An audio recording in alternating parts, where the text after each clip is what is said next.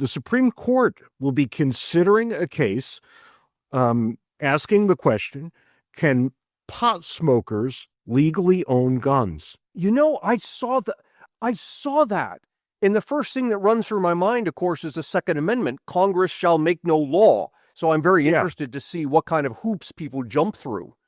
Well, there's always that when you talk about guns, right? It said Congress shall make no law, and we selectively incorporate things from the Bill of Rights, and we have deselected that part until the Heller case at the Supreme Court, where they said, no, owning a gun, like every other thing in the Bill of Rights, I want you to hear me, like every other thing in the Bill of Rights, is a personal right.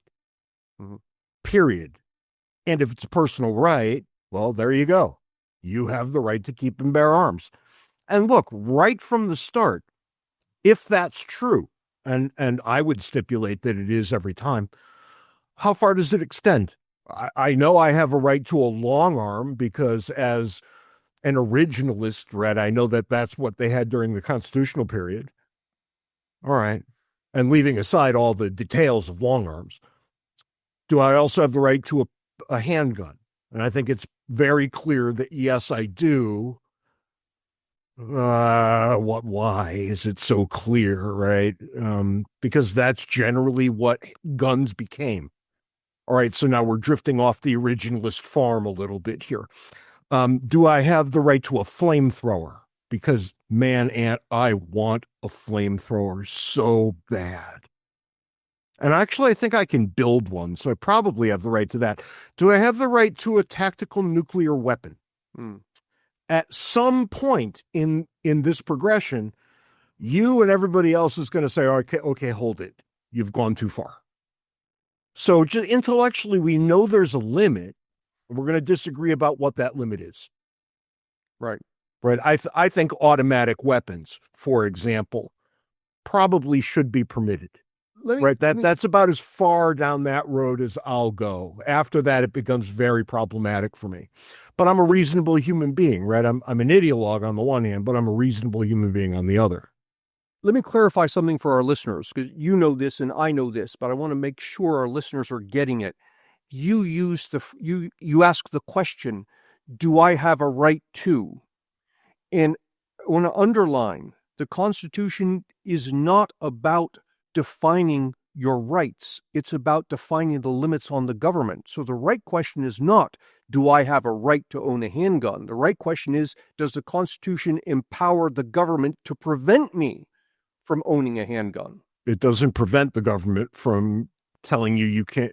It doesn't prevent the government from anything in terms of weaponry, right? Because we already know that the Second Amendment in an absolutist way will ultimately fail because it will not protect your right to keep and bear nuclear weapons.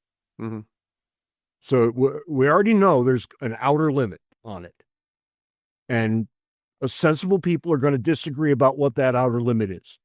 Our friend Clark Neely, who actually was part of the team that argued the Heller case, I put that question to him once about the nuclear weapon, and he said there's a fundamental difference between a handgun and a nuclear weapon, and that is that the handgun or the long gun or what have you, even if you want to talk about cannons, which people did own personally back in the Revolutionary days, those things are targeted at whatever your target is, whereas a nuclear weapon is indiscriminate. It just blows up everything in sight.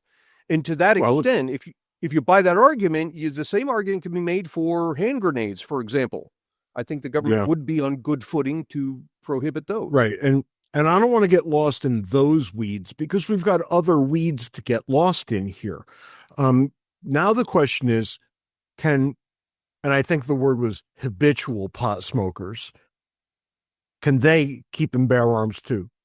Right. Right. Well, which means the fundamental question here is there a behavior or maybe a characteristic that the government can look at and say, not you. Everybody has this right, but not you. And it gets kind of interesting, right? Because I think most people have come to some sort of agreement that we don't think the lunatics among us should be able to keep and bear arms, because they go off and they shoot up a bunch of places. And, look, I've been at gun shows where dealers have looked at somebody and said, I'm not selling this to you. Right. I'm just not. And okay, I get it. I really do get it. And if you've got somebody who's schizophrenic, the last thing you want to do is put a weapon in his hand, or allow him to go buy one. Mm-hmm. And that's a clear, thoroughgoing violation of his Second Amendment right. And I'm relying on another right, my right to be safe from obvious potential harm. And can you say obvious potential? Those two words don't exactly go together here, right? There's potential harm, which is not obvious, and there's obvious harm, which is not potential. But, here's where we live on this issue, and it's very difficult. So now, what about pot smokers?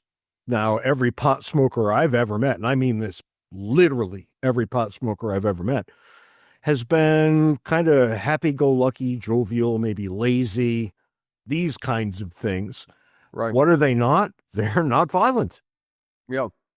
So why on earth is this an issue? I'm not exactly sure, but this is the issue that people want the Supreme Court to address now. But you know who often is violent? People who Drinkers. regularly use alcohol. Yeah, drinkers. So are we on a slippery slope here? Is it going to be the potheads first and then the drinkers, because there's way more of them, or maybe the potheads first and then the heroin addicts, who tend not to shoot the place up either, but then the cocaine users and the meth users? Oh, and what about someone who's on antidepressants? Well, that's going to come into sharper focus pretty soon too, right? Because people on antidepressants are, for whatever the reason, more prone to violence. Mm-hmm. You could sensibly make the argument, well, of course they are.